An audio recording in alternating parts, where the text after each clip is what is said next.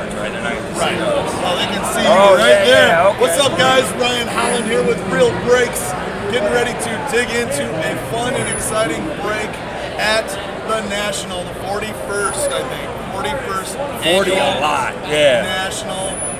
So one year before I was born, they started the National. What's up, Anthony? What's up, Derek? Really appreciate you guys. This is my first break that I've hosted the whole show, so we've had thank you. We've had Titus and Emil and Bone just crushing it for you guys the whole week. Tons of variety of products. We've done Pokemon, hockey, basketball, football, baseball, lit it up with all kinds of things. But I wanted to join you guys for this special Onyx break because I have the privilege of hanging out with Lance Fischer, who is the president of Onyx. We've gotten to know each other a little bit through email. Yeah. Right, through email.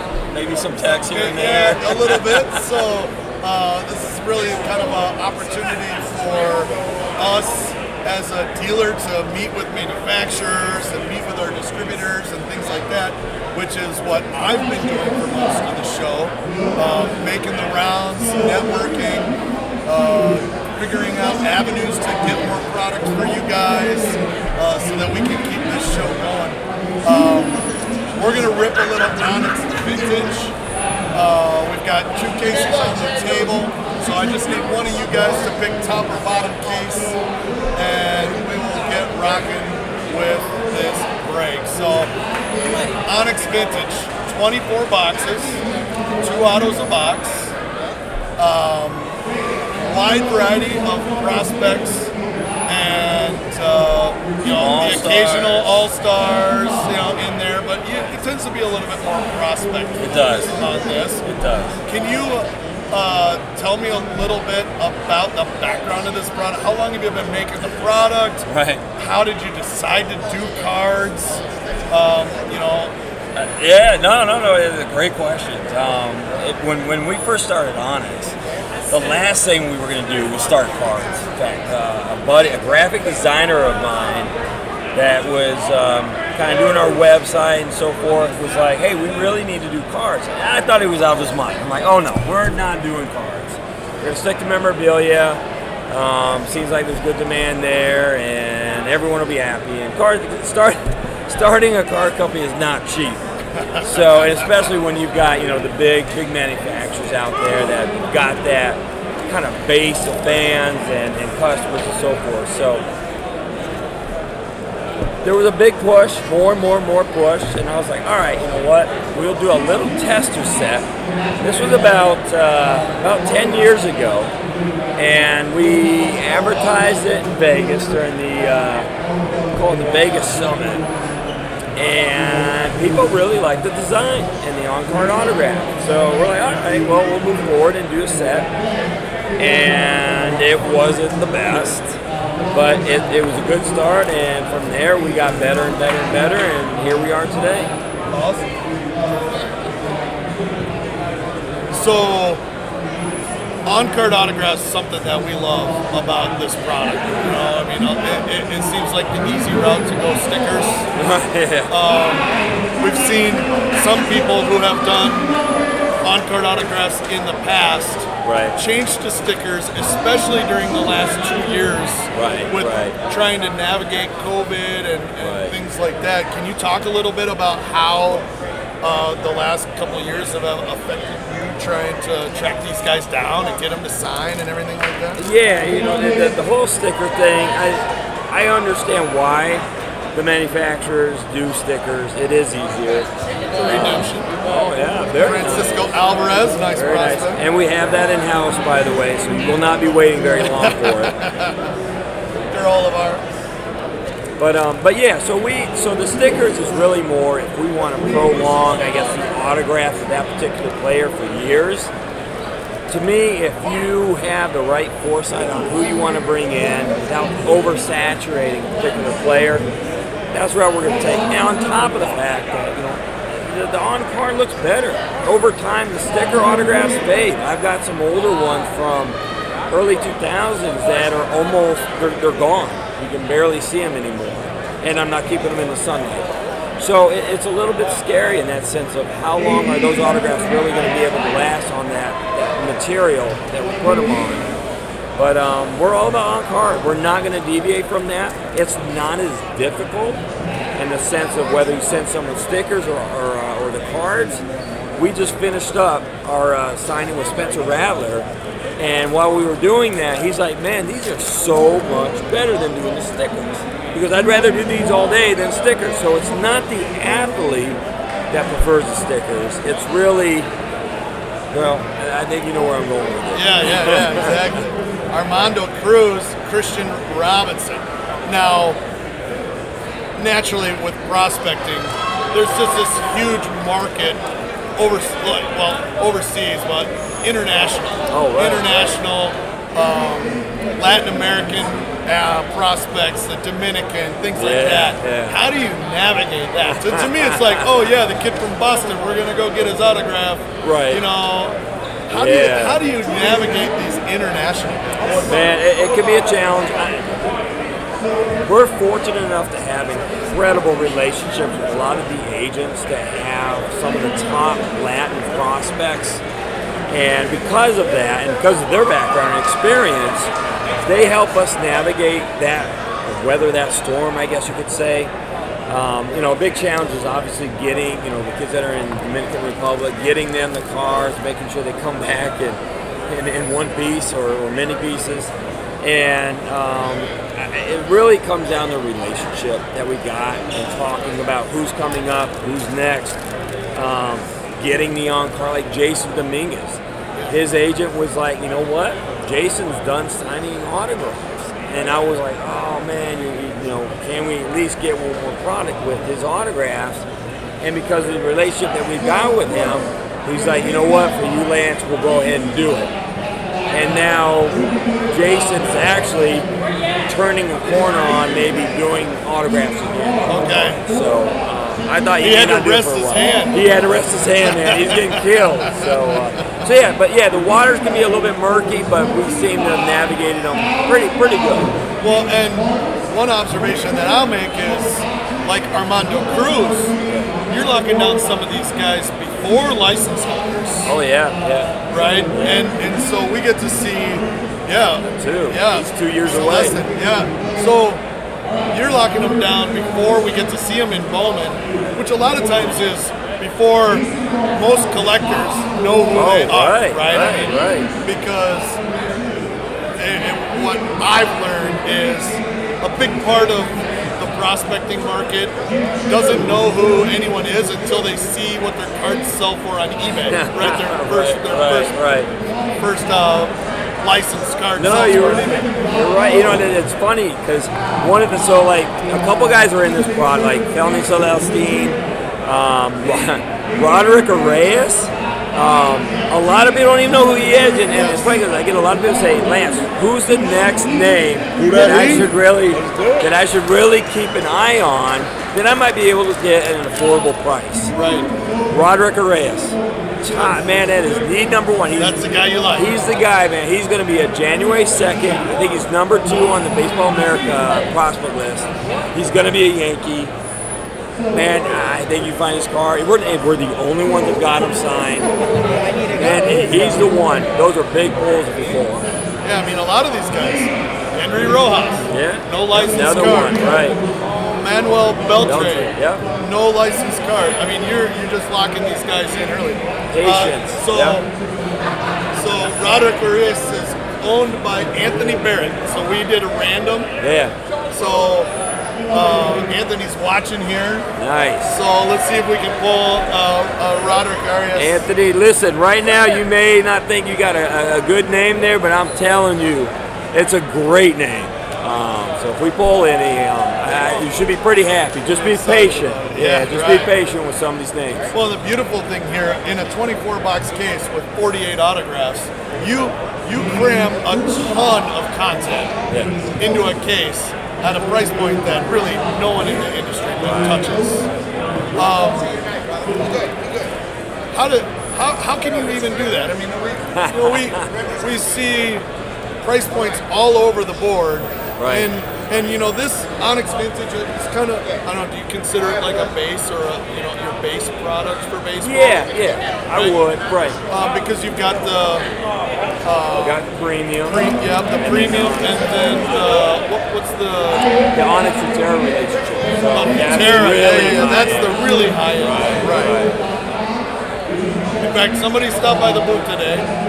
I think I don't know if it was a giveaway or something else.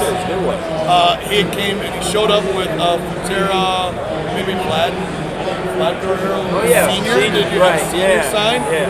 And this comment was, it's like, I've never seen this card before, but this is amazing looking card. So that was the feedback, unsolicited from a collector who got that in a giveaway today. So. Fantastic. Yeah. So before trading cards, what was your deal? So I used, that's a fantastic one. Wow, Zach Bean. Zach Bean, green ink. Very nice. Beautiful. That was going to Dan Schmitz. Very nice. And resigned. Great. Yeah. So a lot of people say, Lance, how do you go out there and really understand the names and be able to find guys like Ronald Acuna, for instance, before he was known? You know, how do you know that these guys are going to pan out? And, you know, the big answer is I really don't, because you never know. But I used to recruit Florida State football. And, you know, obviously in recruiting, you got to look at a lot of different aspects of an athlete.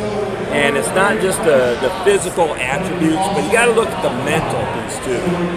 And, you know, obviously the physical attributes are going to take the kid a long ways, but if they don't have the mentality to, you know, not get upset, you know, if they strike out, not get upset if they don't hit that game-winning home run, you know, they're not going to make it very far.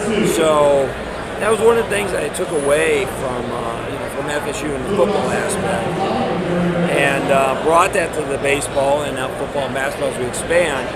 And I talked to the agents, and I get to know not only they but the kids and who they're looking at, and I kind of combine all those little aspects, and that's how we come with the checklist. Awesome. There's another beauty right there. Yeah, very nice. Awesome. And that one, let's see who's got Alex, Ryan, and Jessen is on the board with that one. That's it. Big time card. So, how do you, I mean, obviously you get to meet a lot of these guys in person. Yeah. Do you do a lot of these signings in person with them, or do you send through the agents?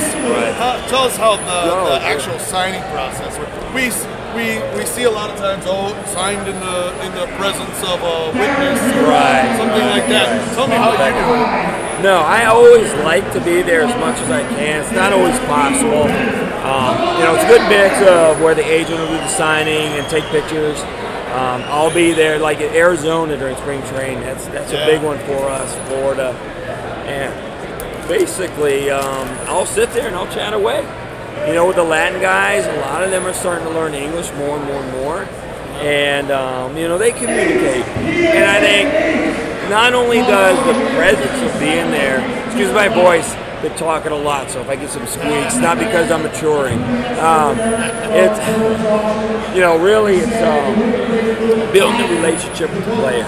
So we're all a little hoarse here. Oh my goodness. Especially in here with the stage going on and having to talk over the volume of the stage the whole show. It gets a little intense. There's Ronnie Mauricio. Mauricio's good one, Beautiful prospect. So yeah, you know, it helps us bond with the players and then want to do it again and again and again. So and we can control the autograph to a certain degree. You know, which to us is important. You get the inscriptions as you see, those special full names. You know, making sure that, you know, it looks right. So, you know, these are pretty clean autographs that you're seeing here. So it's important. We've seen autographs that look like an asterisk and, you know, just a scribble and things like that. So it's funny to see how these guys, and then how they mature and change. You know, from their first time signing to their second time signing and things like that. If we pull Carlos Colomanares, So last year he had an incredible signature. Now he's down to CC. Really? So yeah, so it changes. Yeah. Some of the guys are still dropping some cursive on you. Yeah. All right. They don't even teach that in schools anymore. No, right. Yeah. And you know, we try to push that on the agents where it's like, if this is the first time a kid is signing, you know, do practice with them. Thank you so much. Practice with them a little bit so that, you know, we can do something nice, you know, and we're not doing the block letters, or at least it's minimal. And they get it. They're starting to really understand the importance of a nice signature on these cards. Yeah, awesome. So I want to just let you guys know that are watching, if you guys have questions along the way that you'd like Lance to answer, feel free to drop a question in the comments, and we'll try to get that answered for you guys. Yeah, please do. So, a great opportunity. Talk to me about what's coming down the pipeline for baseball. Oh my gosh. So, baseball extended. As of right now, it by far looks like probably our strongest baseball checklist we've ever put together. We just agreed to a deal with Shohei Ohtani. Oh, Tatis. There's a Tatis autograph. Booyah. Very nice. Looks like that Fernando Tatis Jr. going to Dan Schmitz. Yeah, buddy. There you go, Dan. By the way, Dan, it's a random, so you may get a red variation. You may get an inscribe. He's going to inscribe some cards for us. So you may get some really good ones. So it could be a base. It could be any one of the different variations. That's awesome. Absolutely. That's big time. I think we'll put Tatis in the money mid. It doesn't. There you go. Doesn't get a whole lot stronger than that one. All right. So out of the guys on the showcase, this is a fun part of my job. You know, I get to pick who stays and who goes. What do you definitely think? right now, Tatis. Tatis stays. And who goes to? I mean, I think we got to leave Zach Veen up there. I like the Zach Veen. Yeah. All right. Wow. I love all of these guys. Yeah, I would. I guess maybe Cruz for now. All right, Cruz for now. Cruz for now. All right, good deal. So, but yeah, so we just signed Ohtani, so he's going to be in the product. Ken Griffey Jr. Griffey's going to be in, and listen, these cards are absolutely beautiful. Oh my! Now extended is that on the same card stock as this? Yes. So it'll be the same design. Same design, same card stock, everything like that. We did now. Could you bring him a great question? So, or something we did with Griffey. So last year's cards were pretty sharp, and the image that we found for Griffey seemed to match last year's design even better. So we actually had Griffey sign last year's version. Oh, yeah. And they look absolutely amazing. Let me see. There's a nice one right there. There's a CC. CC, baby. CC going to Matt Tolliver. And Christian Hernandez. Oh, and that's a beautiful autograph. Beautiful signature. That's a perfect example of, you know, an 18-year-old, or not even 18, 16-year-old kid taking his time and signing the cards that I think people really appreciate. All right, let me see here.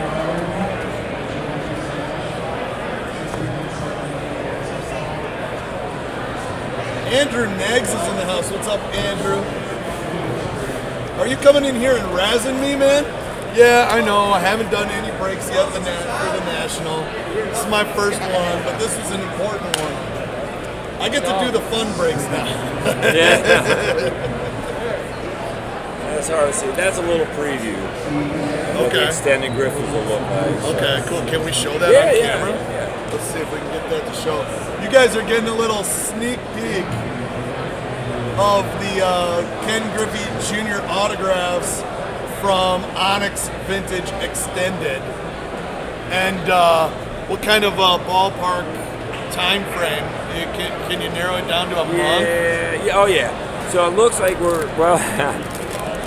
we won't hold you to it. We know that timelines change. I would say no later than early October. Cool. Very cool. Yeah. So that'll be fire. And of course we got the #1 pick from this year's draft. Lots of draft picks, lots of prospects. We've got some of the NCAA nil baseball guys are going to be signing some product. Who will be top guys in 2022 and 2023. Okay. And are you going to mix those guys into products like this? Yes. They'll be mixed in with the international guys, everything like that. Correct. Right. So look, you bring up a great topic of conversation because it's been, it's been a big topic of conversation at the national here. Right. Is all of these college athletes who now have the opportunity to go out and start getting paid, to for their name, image, and likeness, right? If you guys aren't familiar, NIL or NIL, name, image, likeness, this is allowing these athletes to go out and start making some money before they're a professional without compromising their NCAA status, things like that. So talk about how you expect that to change the landscape of the hobby, trading cards, your business, things like that. It's massive. It's absolutely massive. I mean, like I said, we just finished doing the sign with Spencer Rattler. The fact that now, and Bryce Young is in the process of signing his football cards, but now that we can get these guys literally a few years earlier than you could before is huge. When Trevor Lawrence was with Clemson, no one could do anything for a few years. Right. Wander Franco. Holy smokes. There we go. Wander Franco ink on the board. I mean, when you can get a Wander Franco autograph for $29. Yeah. That's what it is, right? Johnny Sundahl just got a Wander Franco autograph for $29. Very nice. Congrats. Congrats. So it's going to change the landscape dramatically. It's our bread basket because all prospects, it's kind of within that realm. We're going to put out a college football set now, college basketball. We're going to add the college baseball into the vintage line. It's going to be insane. It's going to be incredible. And these guys are really, really excited to have a trading card earlier than later now. Yeah. And then and if you follow a certain college while they're still in college, you'll be able to get an autographed trading card. Yeah. So it's really big. Yeah. Awesome. What other baseball products are you making this year? So we're gonna do extended. Yep. And then starting, so I take that back. We're looking at maybe doing a Onyx Premium, and doing that, and then of course Nimbus won't be until early next year. Here we go. Oh, so look at that! You may know we got another Onyx rolling right over here at the exact same time. Yeah. Adley inscription. Very nice. Very nice. So so baseball, and then we're gonna do the Onyx baseball. Hey, Emil. What are the odds? Adley. Hey, look, we got an Adley too for Grant McIntyre. I think someone asked on there too, right? Yeah. What's up with an Adley? Hook me up with an Adley auto, please. There you go. And a red ink, Luis Rodriguez. Very nice. Very nice. So it's going to be a good time. Again, we do college basketball, football this year, and the Futera line with Onyx is going to start up again next year. Okay. And that's the high end. Very high end. Very high end. And we're going to do some really, really cool stuff. So should be a really exciting next year. Okay. Are you going to do Nimbus again? Yeah, that'll be probably January. Okay. Yeah, January timeframe. Perfect. So, perfect. We love that product too. Good. I think there's some tweaks we need to make to it to make it that much better. But yeah, absolutely. All right. Now tell us about other sports. We got one coming up pretty soon. Right? Yeah. So we've got basketball. It was supposed to release on Thursday, but unfortunately we were able to do that. And the reason for that, and trust me, it's not because we're just holding it back for whatever reasons that we may have. It's because we want to limit or try to avoid the redemptions. We hate them. We may even hate them more than this audience does, because it is a nightmare on every level. You know, it's not fair to the collector. It's not fair to the athlete in a sense, although it's usually the athlete that holds it up. But it's just not something that, you know, you desire to pull where you're not getting the autograph, you know, on the spot, kind of that instant gratification. But we had to delay it because we had a lot of this year's draft picks. Unfortunately, working out with teams still, and just didn't have the time or the availability or ability to get to the cards. So we figured if we push it back a month, it'll avoid a lot of redemptions that we would have had to do. Yeah. So we got that basketball product then coming. Yeah, in it's gonna be strong. A few weeks. Very good stuff. Curry on card. Yeah, that was huge. Yeah, it's gonna be fire. Was there Shaq? We were gonna have Shaq, and Shaq couldn't. He just couldn't commit time. So rather than risk it and take him off the list, we're like, we'll get him in next year. Okay, awesome, yeah. Awesome. There's a nice. He's having a great year. Stud, really right good year. And nice thing, he actually changed his signature. Yeah, I mean, some of these guys you have years before. Right. Years before they get on a MLB roster or in even in the minor league system. Right. So, like Celestine. I mean, I think I've seen Marte autos since like 2015 and products. He's been around for a little while. Yeah, that's one thing I love about it. I'm a prospect guy. Right. I love prospecting. I love all of the prospect products.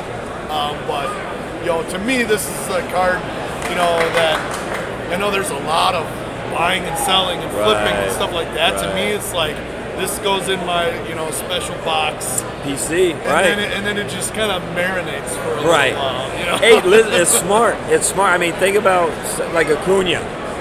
If we were breaking this right now, let's say Acuna was in there and an unknown, right? A lot of people are like, oh great, I got Ronald Acuna, no big deal. But a few years later, as we know, it's like now that's a massive hit. It's a massive hit. Right. Well, in 2016, when you had Soto and Tatis Jr. and Vlad Jr. kind of all in the same prospect class, it wasn't that big of a deal. Right. It's kind of like, it's okay. Totally agree. It's like, all right, I've heard of the name. I know his dad. His dad was really good. Right? Yeah, exactly. But now, and now, now you'd be fighting over cards from those guys. There we go. The nice little Dominican base. Dominican base.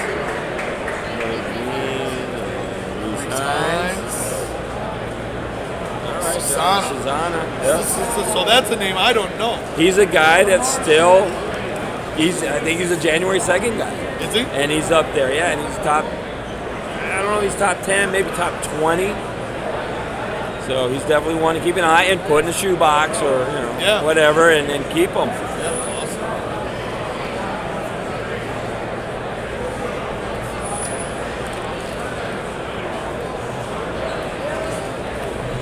Any other sports or ventures on the horizon? Things you're thinking about doing? We thought about so with the NCAA nil stuff, now it opens the door to potentially women's soccer. That's a sport that definitely is hot. Smaller sports like I want to say lacrosse, which again it sounds a little odd even for coming out of my mouth, but there we go. Couple nice players. Hopefully Kierstead gets healthy and gets back in action. But Acosta's another nice one. Very nice. So Maximo Great Acosta is going to Anthony Barrett, and Kierstead is going to Ben Hitchcock. Very nice. So I think there's an opportunity for other sports. The other thing too, which is interesting, is you may start to see player sets.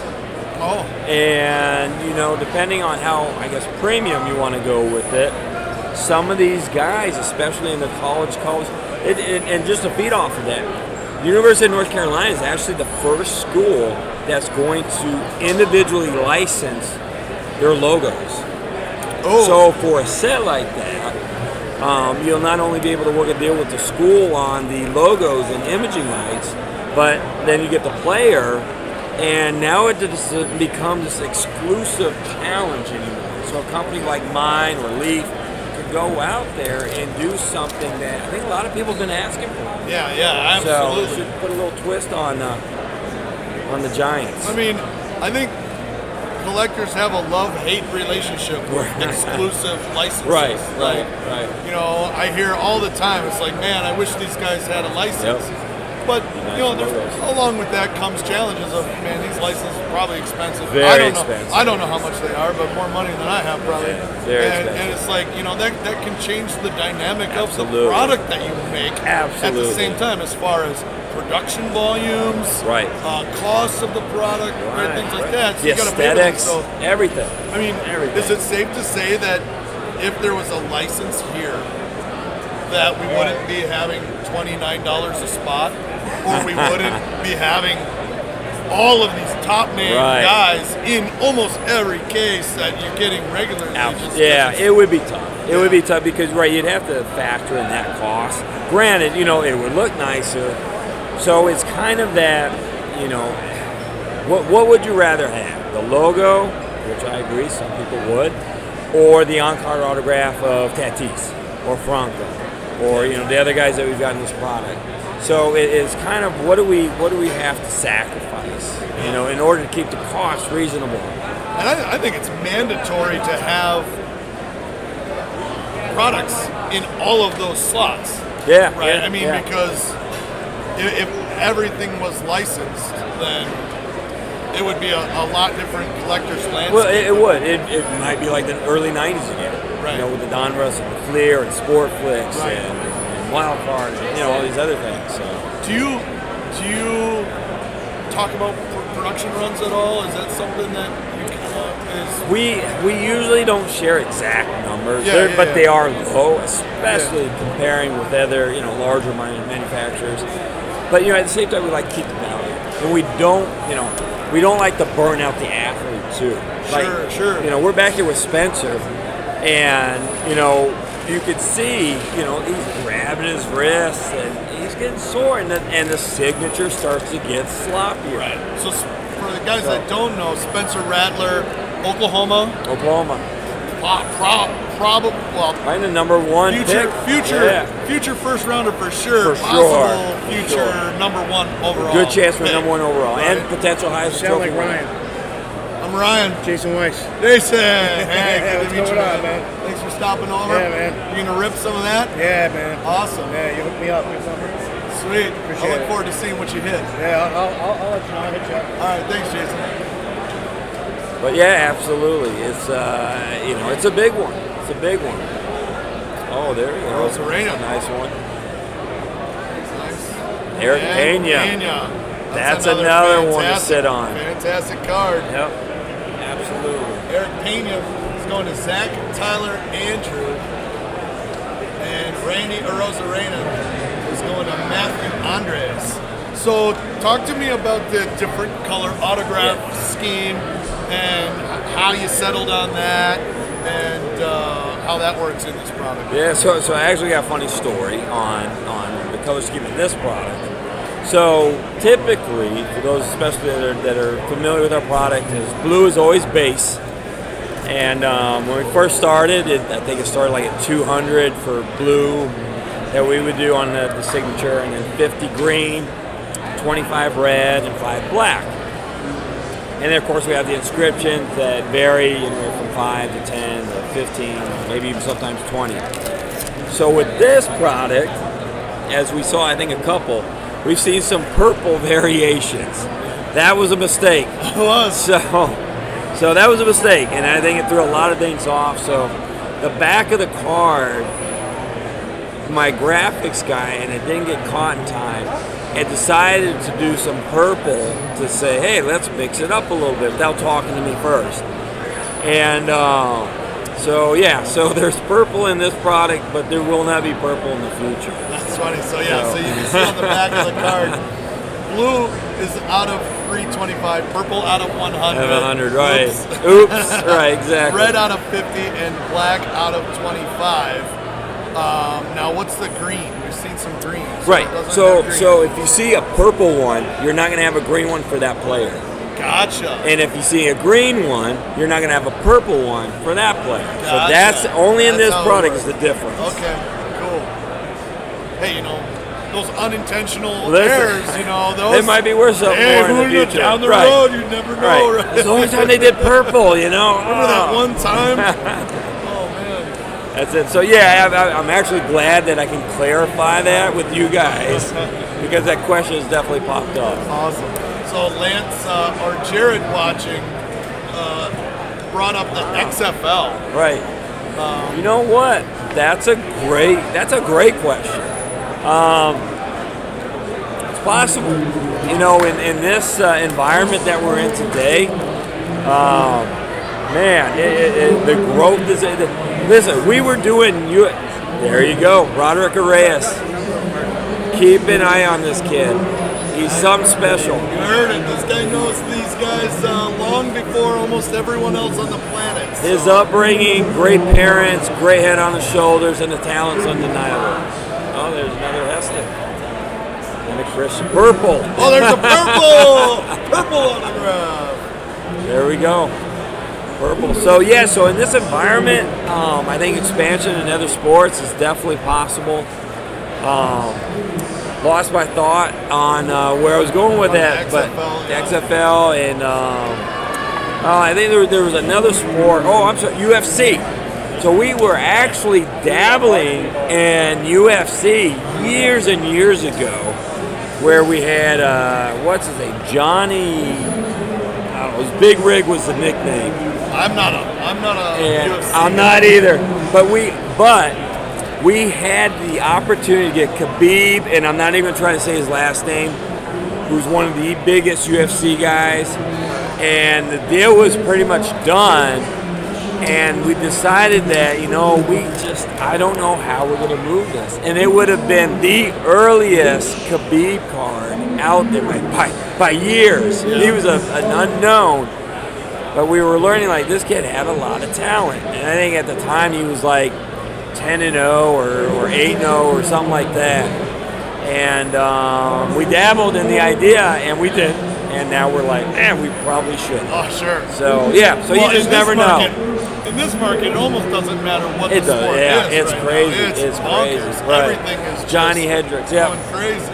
Yep, Johnny Hendricks was the guy. Awesome. So, yeah. We had John Bones, or John Jones. We had a lot of guys presented to us, and we weren't ready yet. We weren't ready yet. So, what's your big goal at the National here this week? Survival. Everybody comes here. Everybody comes here with a different mission, right? Right. What is survival? Was the instinctual answer? Oh man, right? yeah, survival and keeping my voice. No, I think the big one is just getting the brand more and more recognized, and it's amazing how that's happened over the past few years. Nice speak. Like oh wow, there you go, we're Sabato. Minnesota guys. Right. We love that one. First rounder. Sabato, beautiful. Sabato is going to Joseph Delfs. Very nice. Yeah, just more marketing for us. You know, getting the brand out there, getting more people to understand what we do, who we are, and how we're expanding. And I think we're definitely on the upswing with that. So yeah. So what are you doing besides cards? Well, we were doing memorabilia there for a while. We're going to do it again, so I know this year's been a little unique. Yeah. But we do plan on doing the game youth batting gloves again. Okay. The bats, the baseballs. It's hard to do that product when they don't have a minor league season. It they is. just don't even play, right? You know? So if you see any 2020, they're not real. There was no minor league season. No game used right. batting gloves. They're not real. So if you see anything described with 2020, game used and there's a minor leaguer, it's not legit.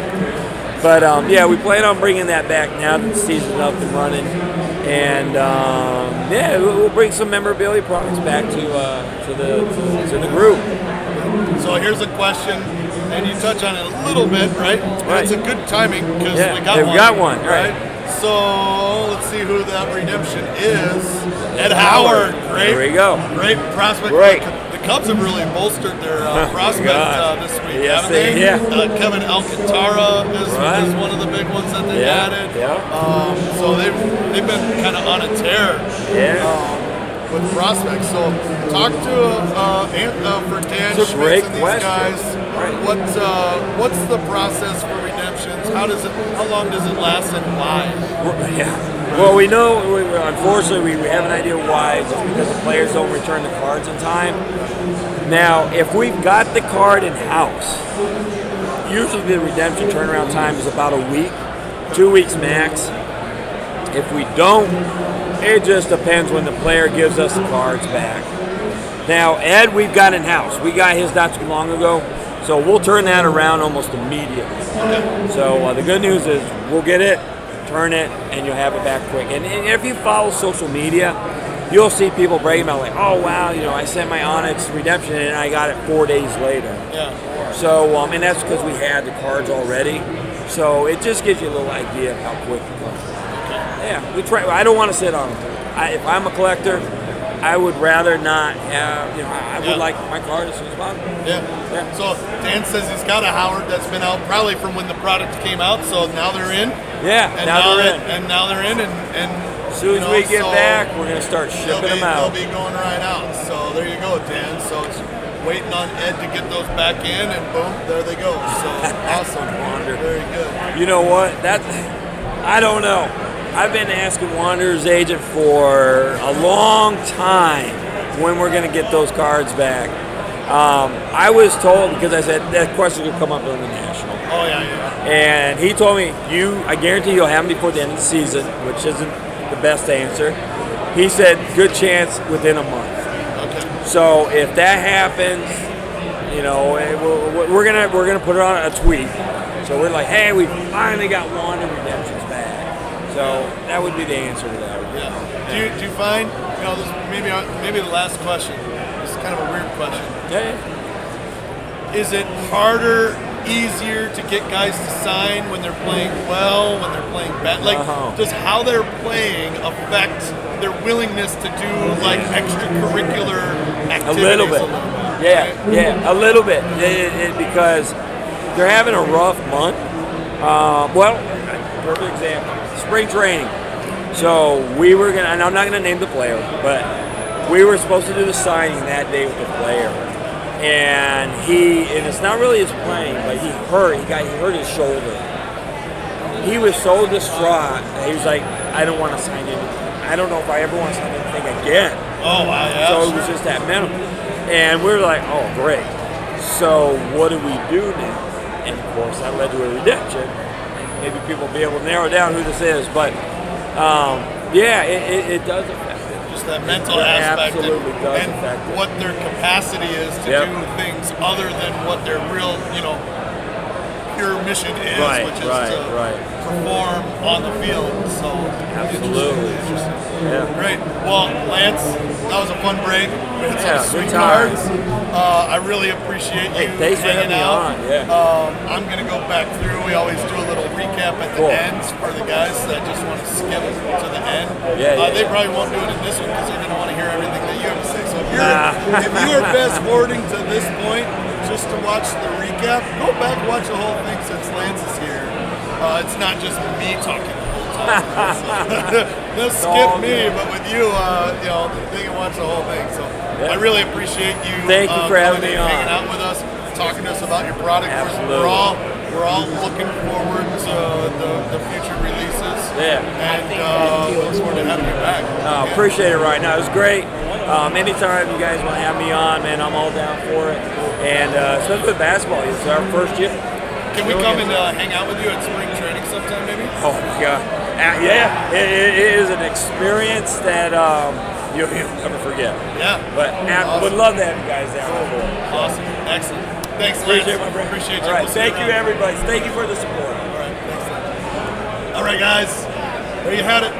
Lance Fischer, president of Onyx, sitting down and ripping some wax with us. I'm going to do a little recap. We got Ed Howard, Christian Robinson, Zach Veen, Aaron Sabato Red, Nolan Jones, Luis Gill, Heston Kierstead, Christian Hernandez, Luis Gill, Nolan Gorman made an appearance, Randy Arozarena, Eric Pena, Cody Hose, Nicola Dolo Red, Maximo Acosta, Histon Kierstead, Reese Hines, Yarlin Susana, Eddie Yee, Ronnie Mauricio, Zayed Salinas, Johan Adon, Zach Bean, Green Ink,